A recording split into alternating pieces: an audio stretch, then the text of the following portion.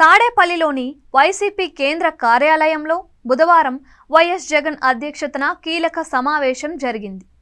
Super 6తో సహా హామీల ఎగవేత, సమస్యల పరిష్కారంలో చంద్రబాబు సర్కార్ నిర్లక్ష్య వైఖరిని చర్చించి ప్రజల పక్షాన పోరాటం చేసేందుకు కార్యాచరణ రూపొందించడమే ప్రధాన ఎజెండా.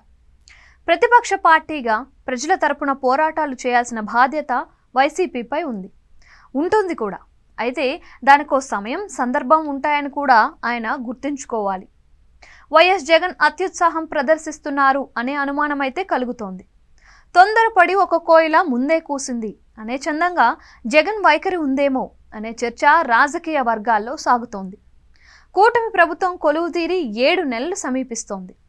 సర్దుకోవడానికి సమయం పడుతుందని గతంలో ఇదే జగన్మోహన్ రెడ్డి తన వాళ్లతో చెప్పారు.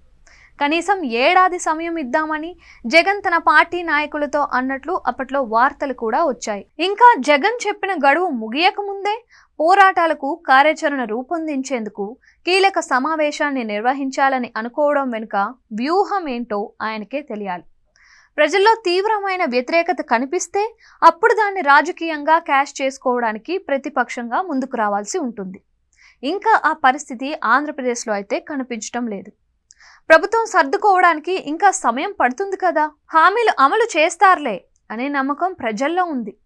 98% హామీలు అమలు చేసినా తనను ఎన్నికల్లో జనం ఏ మేరకు ఆదరించారో జగన్కు బాగా తెలుసు. అయినప్పటికీ ప్రజల పేరుతో తన తొందరపాటు అభిప్రాయాన్ని పార్టీపై రుద్దటం సరైందేనా అని జగన్ ఆలోచించాల్సి ఉంటుంది. కూటమి సర్కార్పై కొన్ని విషయాల్లో అసంతృప్తి ఉన్నమాట నిజం. ఇంకా అది వ్యతిరేకతగా మారలేదు. అలా మారడానికి ఇంకా సమయం ఉంది. అంతవరకు జగన్ ఓపిక పట్టాలి. ప్రతిపక్ష పార్టీగా ప్రభుత్వంతో మరిన్ని తప్పులు చేయించాలని కోరుకోవాలి. కానీ జగన్ మాత్రం కూటమిని అప్రమత్తం చేయడానికి అన్నట్టు ప్రజల్లోకి పోతానని అంటున్నారు. పోరాటాలని ఇప్పటి నుంచే మొదలు పెడితే నష్టపోయేది వైసీపీ ద్వితీయ శ్రేణి నాయకులు, కార్యకర్తలే. ప్రభుత్వానికి వ్యతిరేకంగా ఇంత త్వరగా రోడ్డెక్కితే వైసీపీ శ్రేణుల్ని ప్రభుత్వం ఊరికే విడిచిపెడుతుందా? జగన్ ఆ కోణంలో ఎందుకు ఆలోచించడం లేదో మరి తెలియట్లేదు. జగన్ తక్షణం చేయాల్సింది పార్టీని బలోపేతం చేయటం. ప్రభుత్వంపై పోరాటానికి ఇంకా సమయం ఉంది.